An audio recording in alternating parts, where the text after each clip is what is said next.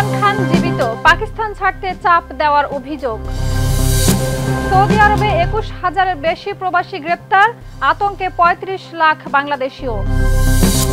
Rupee রুবলের চাপে রুশ ভারত সম্পর্ক, ব্যাংকে রুশ মুদ্রার পাহাড় জমলেও আগ্রহী না ব্যবসায়ীরা।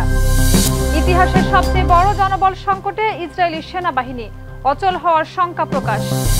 বেড়েই চলছে তেলের দাম, ভূ রাজনৈতিক উত্তেজনায় বাড়বে জীবনযাত্রার ব্যয়ও।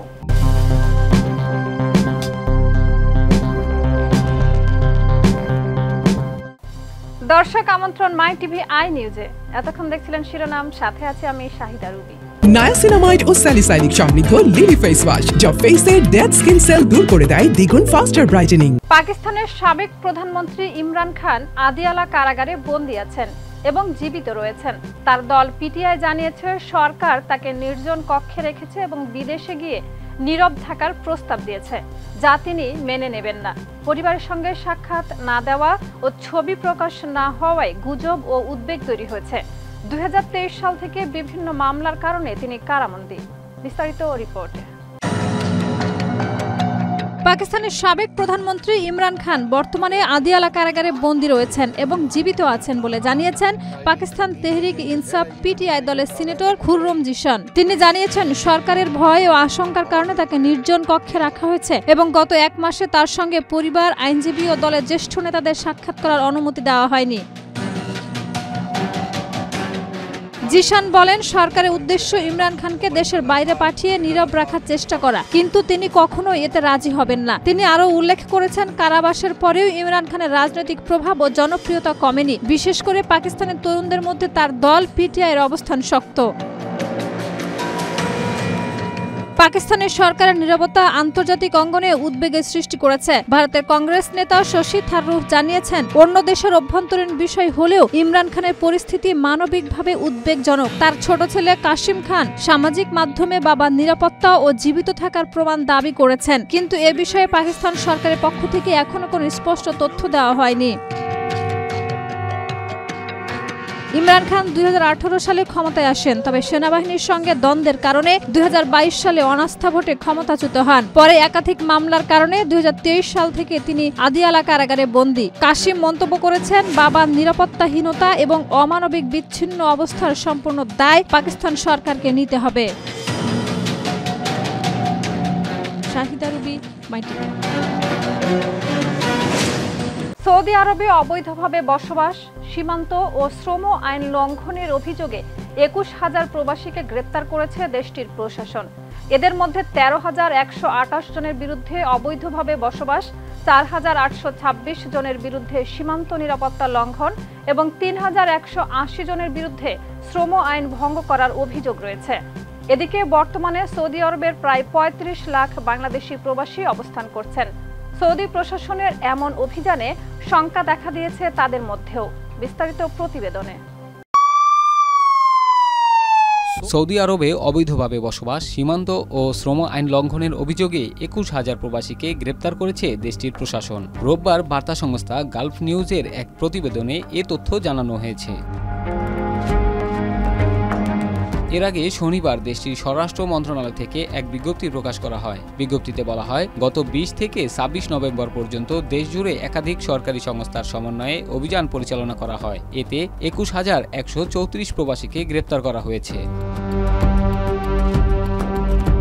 গ্রেপ্তার হওয়া ব্যক্তিদের মধ্যে ২২,০৭১ জনকে নিজ দেশের কূটনৈতিক মিশনে ভ্রমণের নথি সংগ্রহের জন্য পাঠানো হয়েছে। ৫,০৭৮ জনকে ভ্রমণ ব্যবস্থাপনার অধীনে পাঠানো হয়েছে। এছাড়া এ সপ্তাহে ১১,৬৭৪ জনকে সৌদি আরব থেকে দেশে ফেরত পাঠানো হয়েছে। দেশটির স্বরাষ্ট্র মন্ত্রণালয়ের বরাত দিয়ে বার্তা সংস্থা গালফ নিউজ আরও জানিয়েছে, যেসব ব্যক্তি আইন লঙ্ঘনকারীদের আশ্রয়, পরিবহন বা যে কোনো সহযোগিতা করবে তাদের ১৫ বছর পর্যন্ত কারাদণ্ড, সর্বোচ্চ ১০ লাখ রিয়াল জরিমানা এবং ব্যবহৃত যানবাহন বা সম্পত্তি জব্দ করা হবে। বর্তমানে সৌদি আরবে প্রায় ৩৫ লাখ বাংলাদেশি প্রবাসী অবস্থান করছেন। সৌদি প্রশাসনের এমন অভিযানে শঙ্কা দেখা দিয়েছে তাদের মধ্যেও। রাশিয়া থেকে অতিরিক্ত আমদানির ফলে ভারত রাশিয়া বাণিজ্যে বড় ঘাটতি তৈরি হয়েছে, যার কারণে রুপি রুবল লেনদেন কার্যকর হচ্ছে না। ভেস্টো অ্যাকাউন্টে রুপি জমে থাকলেও রাশিয়া তা আন্তর্জাতিকভাবে ব্যবহার করতে পারে না। ব্যাংকগুলির নিষেধাজ্ঞা, ভয় ও রুবলের অস্থিরতাও লেনদেনে বাধা দিচ্ছে। পরিস্থিতি ঠিক করতে দুদেশ যৌথ উৎপাদন, আইটি সহযোগিতা ও ভারতীয় শ্রমিক নিয়োগের মতো পদক্ষেপ ভাবছে।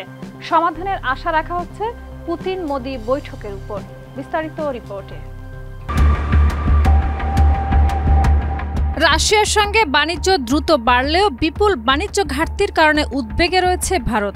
রাশিয়া থেকে আমদানি অনেক বেশি, কিন্তু ভারতীয় রফতানি তুলনামূলকভাবে খুব কম। এই অসম লেনদেন রুপি রুবল ব্যবস্থার কার্যকারিতাকে প্রশ্নের মুখে ফেলেছে। ইউক্রেন সংঘাতের পর পশ্চিমা নিষেধাজ্ঞায় রাশিয়া SWIFT ব্যবস্থা থেকে বাদ পড়ায় দুই দেশ ভেস্টো অ্যাকাউন্টের মাধ্যমে স্থানীয় মুদ্রায় লেনদেন শুরু করলেও বাস্তবে এর সুফল মিলছে না। RBI নিয়ম শিথিল করলেও বেশ কয়েকটি ভারতীয় বংশোদ্ভূত আন্তর্জাতিক ব্যাংক রাশিয়ার অর্থনীতিতে ভয় পাচ্ছে, ফলে রপ্তানিকারীরা পেমেন্ট পেতে দেরি করছেন। রুবলের অস্থিরতাও ভারতীয় ব্যাংকগুলোকে অনীহ করে তুলছে, যার ফলে অধিকাংশ লেনদেন সবার ব্যাংক ও VTB এর মাধ্যমে রুশ ব্যাংকের মাধ্যমে সম্পূর্ণ হচ্ছে। 2024-25 অর্থ বছরে দুই দেশের বাণিজ্য হয়েছে প্রায় $6,869 কোটি, যেখানে ভারতের রফতানি মাত্র $488 কোটি। বিপুল ঘাটতির কারণে ভেস্টো অ্যাকাউন্টে রুপি জমে থাকছে, যা রাশিয়া আন্তর্জাতিক বাজারে ব্যবহার করতে পারে না। রুপির আন্তর্জাতিক গ্রহণযোগ্যতা কম হওয়ায় মস্কো এই অর্থ কেবল ভারতীয় পণ্য কেনায় ব্যবহার করতে পারে, ফলে স্থানীয় মুদ্রার লেনদেন অপর্যাপ্ত হয়ে পড়ছে এবং অনেক ব্যবসায়ী ইউয়ান বা ডলারের দিকে ঝুঁকছেন। এই পরিস্থিতি সামাল দিতে দুই দেশ যৌথ প্রতিরক্ষা উৎপাদন বাড়ানো, ভারতীয় আইটি ও মহাকাশ খাতে রুশ বাজার খুলে দেওয়া এবং ভারতীয় শ্রমিক নিয়োগের মাধ্যমে রুপির ব্যবহার বাড়ানোর মতো কিছু উদ্যোগ নিয়ে ভাবছে। RBI ও রুশ সংস্থাগুলিকে উদ্বৃত্ত রুপি, ভারতীয় বন্ড, শেয়ার ও পরিকাঠামোয় বিনিয়োগের অনুমতি দিয়েছে। এখন সবার নজর ডিসেম্বরের পুতিন-মোদি বৈঠকে। সেখানে রুপি রুবল লেনদেনে জট কাটাতে কোনো কাঙ্ক্ষিত সমাধান বেরিয়ে আসে কিনা সেটাই দেখার বিষয়। শাহিদা রুবি, মাইটিভি। ইসরায়েলের রিজার্ভ জেনারেল ইকজাক ব্রিক সতর্ক করেছেন যে দেশটির সেনাবাহিনী ইতিহাসের সবচেয়ে বড় জনবল সংকটে পড়েছে। হাজার হাজার অফিসার ও NCO সেনা সেবায় ফিরছে না বা চুক্তি নবায়ন করছে না। গাজার যুদ্ধে নিহত, আহত ও মানসিক ট্রমায় আক্রান্তের সংখ্যাও উল্লেখযোগ্যভাবে বেড়েছে। ব্রিকের মতে, কর্মী কমানোর সিদ্ধান্ত ও সেবার মেয়াদ কমিয়ে দেওয়াই এই ঘাটতির মূল কারণ, যা অব্যাহত থাকলে সেনাবাহিনী অচল হয়ে যেতে পারে। অন্যদিকে গাজায় ইসরায়েলি হামলায় ইতিমধ্যে 70,000-এর বেশি ফিলিস্তিনি নিহত হয়েছেন। বিস্তারিত ডেস্ক রিপোর্টে। ইসরায়েলি সেনাবাহিনী বর্তমানে ইতিহাসের সবচেয়ে বড় জনবল সংকটে পড়েছে বলে মন্তব্য করেছেন দেশটির রিজার্ভ জেনারেল ও সামরিক বিশ্লেষক ইকজাক ব্রিক। তার মতে, সামরিক বাহিনীতে এখন তীব্র কর্মী ঘাটতি দেখা দিয়েছে। দৈনিক মারিভ এ প্রকাশিত এক মতামত কলামে ব্রিক জানান, সাম্প্রতিক মাসগুলোতে হাজার হাজার অফিসার ও নন কমিশনড অফিসার NCO সেনা সেবার আহ্বানে সাড়া দেননি অথবা মেয়াদ উত্তীর্ণ চুক্তি নবায়ন করতে অস্বীকৃতি জানিয়েছেন। সামরিক সূত্র ও গণমাধ্যম জানায়, গত 2 বছরে গাজায় পরিচালিত সংঘাত অভিযানে 923 ইসরায়েলি সেনা নিহত এবং 6,399 জন আহত হয়েছে। এছাড়া প্রায় 20,000 সেনা পোস্ট ট্রমাটিক স্ট্রেসে ভুগছেন। কঠোর সামরিক সেন্সর থাকার কারণে প্রকৃত হতাহতের সংখ্যা কম দেখানোর অভিযোগও রয়েছে, যাতে সৈন্যদের মনোবল বজায় রাখা যায়। ব্রিক লিখেছেন, বহু কর্মকর্তা তাৎক্ষণিক অবসর নিতে চাইছেন এবং নতুন প্রজন্মের সৈন্যরা দীর্ঘমেয়াদী চুক্তিতে সই করতে অনীহা প্রকাশ করছেন। এতে গোটা সেনাবাহিনীতেই বড় ধরনের মানব সম্পদ সংকট তৈরি হয়েছে। তার মতে, জনবলের এই ঘাটতি, সরঞ্জাম রক্ষণাবেক্ষণ ও যুদ্ধ সংশ্লিষ্ট সিস্টেম পরিচালনার সমস্যা সৃষ্টি হয়েছে। তিনি সতর্ক করে বলেন, পরিস্থিতি অব্যাহত থাকলে সেনাবাহিনী অচল অবস্থায় পৌঁছে যেতে পারে। তিনি মনে করেন, সাম্প্রতিক বছরগুলোতে নেওয়া ভুল সিদ্ধান্ত, যেমন ব্যাপক কর্মী ছাঁটাই এবং সেবার মেয়াদ কমিয়ে পুরুষদের জন্য 3 বছর ও নারীদের জন্য 2 বছর নির্ধারণ, এই সংকটকে তীব্র করেছে, যা দ্রুত সামাল দেওয়া সম্ভব নয়। অন্যদিকে 2023 সালের 7 অক্টোবর থেকে গাজায় ইসরায়েলের হামলায় এখন পর্যন্ত 70,000-এর বেশি ফিলিস্তিনি নিহত হয়েছেন, যাদের বেশিরভাগই নারী ও শিশু। শাহিদা রুবি, মাইটিভি। বিশ্বজুড়ে ভূ রাজনৈতিক উত্তেজনা ও সরবরাহ বিঘ্নের আশঙ্কায় জ্বালানি তেলের দাম পুনরায় বৃদ্ধি পেয়েছে। 1 ডিসেম্বর ব্রেন্ট ক্রুডের দাম $63.39 ও ওয়েস্ট টেক্সাস ইন্টারমিডিয়েটের দাম $59.55 পৌঁছেছে। ওপেক প্লাসের উৎপাদন অপরিবর্তিত রাখা, কাস্পিয়ান পাইপলাইনে ড্রোন হামলা, ইউক্রেন রাশিয়ার সংঘাত এবং যুক্তরাষ্ট্র ভেনেজুয়েলার উত্তেজনা মূল কারণ হিসেবে উল্লেখ করা হচ্ছে। বিস্তারিত প্রতিবেদনে। বিশ্ববাজারে জ্বালানি তেলের দাম আবারও বাড়ছে। 1 ডিসেম্বর ব্রেন্ট ক্রুডের মূল্য ব্যারেল প্রতি $63.39 পৌঁছেছে, যা আগের দামের চেয়ে $1.01 বেশি। যুক্তরাষ্ট্রের ওয়েস্ট টেক্সাস ইন্টারমিডিয়েট তেলের দাম বেড়ে $59.55 হয়েছে। বিশেষজ্ঞরা মূলত কয়েকটি কারণে দাম বাড়ার কথা বলছেন। প্রথমত, ওপেক প্লাস সদস্যরা তাদের উৎপাদনকে অপরিবর্তিত রাখার সিদ্ধান্ত পুনর্ব্যক্ত করেছে, যা বাজারে সরবরাহের আকস্মিক বৃদ্ধি প্রতিহত করেছে। দ্বিতীয়ত, কাস্পিয়ান পাইপলাইন কনসোর্টিয়াম একটি বড় ড্রোন হামলার পর রপ্তানি বন্ধ করেছে। এই পাইপলাইনটি বিশ্ব জ্বালানি সরবরাহের প্রায় 1% পরিচালনা করে।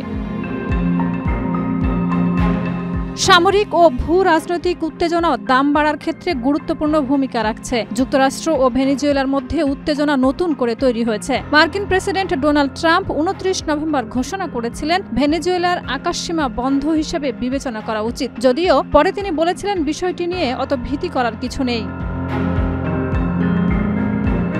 ইউক্রেন ও রাশিয়ার জ্বালানি অবকাঠামোর আক্রমণ বৃদ্ধি পেয়েছে। রাশিয়ার ব্ল্যাক সি অঞ্চলের একটি টার্মিনালে ড্রোন হামলার ফলে পাইপলাইনের কার্যক্রম বন্ধ হয়ে গেছে। এছাড়া রোস্তভ অঞ্চলে রাশিয়ার একটি তেল শোধনাগার ও সামরিক বিমান কারখানায় আঘাত হানার তথ্য এসেছে। ইউরোপেও অনিশ্চয়তা বাড়ছে। রাশিয়া ইউক্রেন শান্তি চুক্তি কার্যকর হওয়ার আশ্বাস কম থাকায় সরবরাহ সংকটের আশঙ্কা তৈরি হয়েছে। সব মিলিয়ে বিশ্বব্যাপী ভূ রাজনৈতিক উত্তেজনা এবং সরবরাহে বিঘ্নিত হওয়ার সম্ভাবনার কারণে জ্বালানি তেলের দাম আবারও ঊর্ধ্বমুখী হয়েছে। শাহিদা রুবি, মাইটিভি। ভারত পাকিস্তান সীমান্ত ইস্যুর বাইরে এবার যেন বিনোদন দুনিয়াতেও শুরু হয়েছে নতুন বিতর্ক। বলিউড তারকা ঐশ্বরিয়া রায় বচ্চনকে বিয়ে করতে চান। সম্প্রতি এমন মন্তব্য করে আবারও আলোচনার কেন্দ্রবিন্দুতে এসেছেন পাকিস্তানের বিতর্কিত ধর্মীয় ব্যক্তিত্ব মুফতি আব্দুল কাভি। এক পডকাস্টে অংশ নিয়ে তিনি দাবি করেন, অভিষেক ও ঐশ্বরিয়ার সম্পর্ক ভাঙলে নাকি নিজেই তাকে বিয়ের প্রস্তাব পাঠাবেন এই প্রাক্তন বিশ্বসুন্দরী। কয়েকটি বক্তব্যে আবারও সাড়া ফেলে দিয়েছেন তিনি। বিস্তারিত রিপোর্টে। ভারত পাকিস্তান সীমান্ত ইস্যুর বাইরে এবার যেন বিনোদন দুনিয়াতেও শুরু হয়েছে নতুন বিতর্ক। বলিউড তারকা ঐশ্বরিয়া রায় বচ্চনকে বিয়ে করতে চান। সম্প্রতি এমন মন্তব্য করে আবারও আলোচনার কেন্দ্রবিন্দুতে এসেছেন পাকিস্তানের বিতর্কিত ধর্মীয় ব্যক্তিত্ব মুফতি আব্দুল কাভি। এক পডকাস্টে অংশ নিয়ে তিনি দাবি করেন, অভিষেক ও ঐশ্বরিয়ার সম্পর্ক ভাঙলে নাকি নিজেই তাকে বিয়ের প্রস্তাব পাঠাবেন এই প্রাক্তন বিশ্বসুন্দরী। কয়েকটি বক্তব্যে আবারও সাড়া ফেলে দিয়েছেন তিনি। ভারতীয় গণমাধ্যমের খবর অনুযায়ী ওই পডকাস্টে কাভি জানান, তিনি অভিষেক ঐশ্বরিয়ার দাম্পত্যের সমস্যা চলছে বলে শুনেছেন। তার মতে, যদি সত্যি তাদের বিচ্ছেদ হয় তাহলে ঐশ্বরিয়া আমার কাছে বিয়ের প্রস্তাব পাঠাবেন। তবে তিনি এটাও বলেন যে দম্পতির বিচ্ছেদ তিনি মোটেও কামনা করেন না। তবে এমন কিছু হলে ঐশ্বরিয়া নিশ্চয় তার সঙ্গে যোগাযোগ করবেন। পডকাস্টের সঞ্চালক যখন প্রশ্ন তোলেন একজন অমুসলিম নারীর সঙ্গে তিনি কিভাবে বিয়ে করবেন, তখন কাভির জবাব, ঐশ্বরিয়াকে ইসলাম গ্রহণ করিয়ে তার নাম রাখা হবে আয়েশা। তার মন্তব্য, ঐশ্বরিয়া রায়ের মতো একজন সুন্দরী আয়েশা রায় নামে পরিচিত হলে তার দারুণ লাগবে। মুফতি আব্দুল কাভি আগেও বিভিন্ন বিতর্কিত মন্তব্য করে চর্চায় এসেছেন। ঐশ্বরিয়াকে নিয়ে মন্তব্যের আগেও ভারতীয় অভিনেত্রী রাখি সাওয়ান্তকে নিয়ে বক্তব্য দেন তিনি। দাবি করেন তার পরামর্শে রাখি ধর্ম পরিবর্তন করে ফাতিমা নাম নিয়েছেন। এমনকি তাকে বিয়ে করার ইচ্ছা প্রকাশ করেছিলেন তিনি। শাহিদা রুবি, মাইটিভি। দর্শক, এই ছিল আজকের মাইটিভি আই নিউজ। ধন্যবাদ এতক্ষণ সাথে থাকার জন্য।